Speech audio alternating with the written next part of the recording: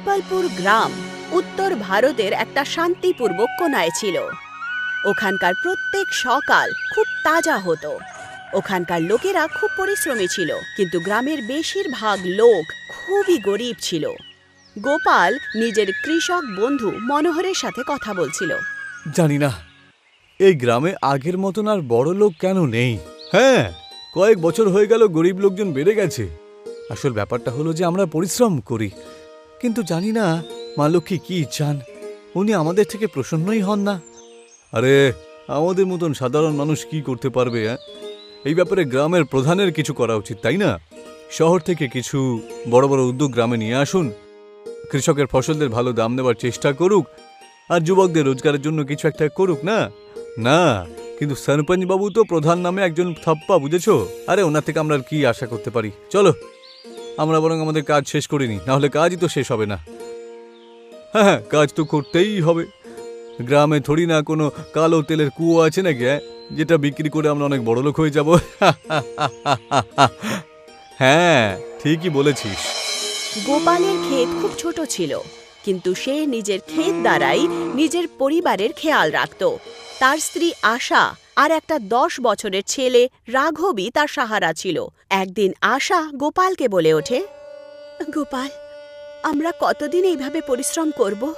আমাদের ভাগ্য কি কখনো পাল্টাবে, নাকি আমরা এইভাবে গরিবই থেকে যাব? আশা, হাল ছেড়ে দিলে হবে না। ঈশ্বর দেখছেন যে আমরা পরিশ্রম করছি। একদিন একদিন সব ঠিক হবে। আমাদের কাজটা ঠিকভাবে করে যেতে হবে, বুঝতে পেরেছো? গোপালের আত্মবিশ্বাস আর তার পরিশ্রম আর ভালোবাসাই ছিল যে এই পরিবারকে কঠিন পরিস্থিতিতেও একত্রিত রেখেছিল। কিন্তু তাদের চিন্তার আরও একটা কারণ ছিল। তাদের ছেলে রাঘব, সে ছোট্টবেলা থেকেই অসুস্থ থাকত। এই গরিবি থেকে তো আমরা যেমন তেমন করে লড়াই করব, কিন্তু ওর অবস্থা আমি আর দেখতে পাচ্ছি না।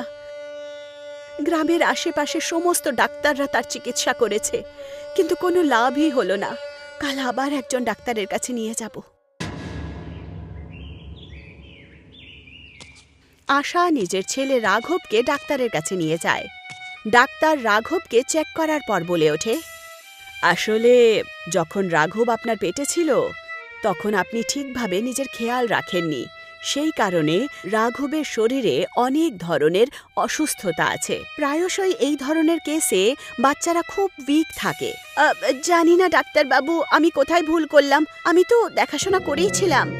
ডক্টর আন্টি, আমি কি কখনো ঠিক হতে পারবো না? কেন না সোনা? যদি রাঘবকে শহরে নিয়ে যাওয়া হয় আর ভালো ডাক্তারকে দেখানো হয় তাহলে ও ঠিক হতে পারে, কিন্তু সেই চিকিৎসায় অনেক খরচ হতে পারে। আচ্ছা, কত খরচ হবে? অনেক খরচা হবে, হয়তো লাখের ওপরেও হতে পারে। ডাক্তারের কথা অনুযায়ী রাঘবের চিকিৎসার জন্য গোপাল আর আশা তাকে শহরে নিয়ে যেতে চাইছিল, কিন্তু পয়সা কম ছিল বলে তারা যেতেই পারছিল না। এই গরিবের কষ্ট এত আগে আমরা কখনো পাইনি, যেটা আজকে হচ্ছে। টাকা থাকলে তাড়াতাড়ি গিয়ে ডাক্তারকে দেখানো হতো। আমি চেষ্টা করছি। এবারে ভালো চাষ হলে আমি সবার প্রথমে এই কাজটাই করব। ততক্ষণ রাঘবের অনেক ভালো দেখাশোনা করতে হবে আমাদের। এখন গোপাল নিজের ক্ষেতে আরো বেশি পরিশ্রম শুরু করে। একদিন হাল চালাতে চালাতে হঠাৎ করে হাল একটা শক্ত জিনিসে ধাক্কা খায়। গোপাল ঘাবড়িয়ে হাল বাইরে টেনে নেয় আর দেখতে পায় যে মাটির ভেতর থেকে কিছু একটা আলোকিত হচ্ছে। সেটা বাইরে টেনে নেওয়ার পর গোপাল দেখতে পায় এটা একটা সোনার প্রদীপ মতো ছিল, যেটা এখন পর্যন্ত মাটিতেই পোতা ছিল। এটা আবার কি? এটা তো একটা বড় পুরনো দীপক মনে হচ্ছে। এটা নিয়ে গিয়ে বরং পরিষ্কার করি আমি। গোপাল যখন বাড়ি ফেরে তখন সে প্রদীপটাকে পরিষ্কার করে। তখন জানতে পারা যায় যে প্রদীপটা সোনার ছিল। আশা দীপককে দেখে খুব খুশি হয়। আশা দীপককে দেখে খুশির চোটে বলে, বাহ, এটা তো সোনার প্রদীপ। শোনো গো, এটা যদি আমরা বিক্রি করে দিই তাহলে ভালো টাকা পেয়ে যাব। রাঘবের চিকিৎসাও করাতে পারবো আর আমাদের গরিব জীবনও পাল্টাতে পারবে গো। ঠিকই বলেছো আশা, শহরে গিয়ে এটাকে বিক্রি করে আসবো আমি। তারপরে তখনই আমাদের সব কষ্ট দূর হয়ে যাবে। একবার দেখোই না এই দীপকটা কি সুন্দর দেখতে। যেইমাত্র গোপাল প্রদীপটাকে ভালো করে পরিষ্কার করে, ঘরের ভেতরে হঠাৎ করে ধুঁয়ো ছড়িয়ে পড়ে। আর হঠাৎ করে সেই ধুঁয়ো একটা ভয়ঙ্কর জিনে পরিবর্তিত হয়। জিনের চোখ আলোকিত হচ্ছিল। তুমি আমাকে এই বিপদ থেকে মুক্তি দিয়েছো, এখন আমি তোমার একটা ইচ্ছা পূর্ণ করব। বলো আমার মালিক, তোমার কি লাগবে? কি কি কি তুমি সত্যি আমাকে সাহায্য করবে? হ্যাঁ হ্যাঁ, কিন্তু কথা মনে রেখো, এই শিক্ষার উপযোগ কিন্তু ভালোভাবে বুদ্ধি করে করো। তোমার কাছে একটাই সুযোগ রয়েছে। গোপাল চিন্তায় পড়ে যায়। আরে ভাবছোটা কি? তাড়াতাড়ি বলো, আমাদের রাঘবের শরীর যেন ঠিক হয়ে যায়। জিন বাবা শুনুন। গোপাল আশাকে মাঝখানে আটকে দেয়। না না না দিচ্ছা না, তুমি দাঁড়াও। এখন রাঘবের শরীর তো আমরা ঠিক করতে পারবো, কিন্তু এটা দিয়ে শুধু আমাদের কষ্টই দূর হবে, তাই না? আমরা যদি এনার থেকে এমন কিছু চাই যার ফলে আমাদের আর আমাদের গ্রামের সমস্ত কষ্ট দূর হয়ে যাবে, তাহলে সবার মঙ্গল হবে, তাই না? ঠিক বলছো গো তুমি। গোপাল কিছুক্ষণ ভাবে আর তারপর বলে, আমাদের গ্রামে খুব গরিব লোকজন রয়েছে। যদি কালো তেলের কুয়ো আমরা পেয়ে যাই, তাহলে আমাদের সব সমস্যা দূর হতে পারে, তাই না? তোমার ইচ্ছা পূর্ণ হবে। এই কুয়ো থেকে তেল বেরোবে, যেটা সোনার থেকেও বেশি দামে পাওয়া যাবে। এর ব্যবহার বুদ্ধি করে করো, ঠিক আছে? এইটুকু বলে জিন হঠাৎ করে উধাও হয়ে যায়। গোপাল আর আশা খুব খুশি হয়। পরের দিন সকালে যখন আশা আর মনোহরের সাথে খেতে পৌঁছায়, তখন সে দেখতে পায় ক্ষেতের ঠিক মাঝামাঝি একটা বিশাল কুয়ো ছিল। কুয়োর মধ্যে থেকে গভীর তেল বেরিয়ে যাচ্ছিল। গোপাল এটা দেখে বিশ্বাসই করতে পারে না। আরে এটা দেখছি সত্যি একটা চমৎকার। ঈশ্বর আমাদের পরিশ্রমের ফল দিয়েছেন। হে ভগবান, দেখো তো কিভাবে প্রচুর পরিমাণে তেল বেরোচ্ছে। বাহ বাহ বাহ গোপাল, আমি তো ভাবলাম তোমরা ঠাট্টা করছো। হ্যাঁ, এখন তো আমার নিজের চোখে বিশ্বাসই হচ্ছে না, সত্যি। গোপাল আর মনোহর কুয়ো থেকে তেল বার করে আর সেটা বাজারে বিক্রি করে দেয়। ওরা অনেক টাকা পেয়ে যায়। গোপাল তাড়াতাড়ি এত বড় টাকা রোজগার করে যে রাঘবের চিকিৎসাও হয়ে যায়। সে নিজের ক্ষেতও ঠিক করে দেয়, পরিবারের জন্য নতুন কাপড় চোপড় কেনে আর একটা আরামদায়ক বাড়ি বানায়। মনোহরও ঠিক সেটাই করে। বাহ গোপাল বাহ, এখন আমাদের সমস্ত কষ্ট দূর হয়ে গেছে, তাই না? এখন আমি কোটিপতি হতে চাই রে। মনোহর, কোটিপতি হওয়ার জন্য কোনো সমস্যা তো সেরকম নেই, তবে আমাদের গ্রামের লোকজনের জন্য কিছু একটা আগে করতে হবে, বুঝলে? তা তুমি ঠিকই বলেছো গোপাল। গোপাল তেল দিয়ে কামানো টাকার একটা বড় অংশ গ্রামের বিকাশে লাগিয়ে দেয়। সে গ্রামে একটা স্কুলও বানিয়ে দেয়, যাতে বাচ্চারা ভালো শিক্ষা পেতে পারে। কৃষকদের ফসল ভালো দামে বিক্রি শুরু হয়ে যায়। বাহ গোপাল, তুমি তো গ্রামের একেবারে রংটাই পাল্টে দিলে দেখছি। হ্যাঁ, এত উন্নতি সম্পতরাও প্রধান থাকতেও কখনো করেনি, তাই না? যতটা তুমি করেছো গোপাল। এইবারে প্রধানের ভোটে নেতা হিসেবে তোমারও কিন্তু দাঁড়ানো উচিত, বুঝতে পেরেছো? বাহ, বেশ ভালোই বলেছো তুমি। প্রধান হওয়ার পরে এই গ্রামকে আমি আরো বেশি সেবা করতে পারবো।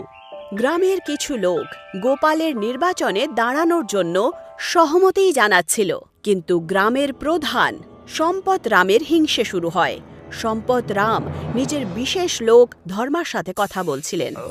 আমাকে ভোটে টক্কর দেবে? হ্যাঁ, আরে 20 বছর ধরে এই গ্রামের প্রধান আমি। ওর সব ক্ষমতা ওই তেলের কুয়োতেই রয়েছে, তাই তো? ওই কুয়োতে কবজা করে নিতে হবে। আপনি চিন্তা করবেন না মালিক, আমি আমার লোকজন নিয়ে গিয়ে আজকে রাত্রেই ওই কুয়োতে যাব, ঠিক আছে? ওই তেলের কুয়ো নিয়ে একটু বেশি বড় বড় চ্যাং মারছে তো, ওই কুয়ো থেকে আজকে আমি সব তেল বের করে নেব। হ্যাঁ যা, আজকে রাত্রেই যা। কুয়ো খালি করার পরে আবার কুয়ো ভরতে 2-3 দিন লাগবে, বুঝলি? যখন ভরবে ততক্ষণ আবার গিয়ে তেল বের করে নিস। সম্পত রাম রাত্রিবেলা নিজের লোকেদেরকে পাঠায়, যাতে তারা গোপালের কুয়ো থেকে তেল বার করতে পারে। কিন্তু যেই মাত্র লোকেরা কুয়ো থেকে তেল বার করার চেষ্টা করে, হঠাৎ করে কুয়োর মধ্যে দিয়ে আগুন বেরিয়ে আসে, আর এটা দেখে সবাই ভয়ের চোটে পালিয়ে যায়। পরের দিন যখন গোপাল এই ঘটনার ব্যাপারে জানে, তখন সে গ্রামের লোকেদেরকে ডেকে পাঠায় আর বলে, এই কুয়োটা শুধুমাত্র আমার নয়, এটা হলো ঈশ্বরের বরদান, আর এর লাভ আমরা সবাই পাচ্ছি, তাই না? কিন্তু এটাকে যদি কেউ কোনো ক্ষতি করতে চায়, তাহলে এটা গ্রামের ক্ষতি করার মতন ধরা হবে, বুঝতে পেরেছো?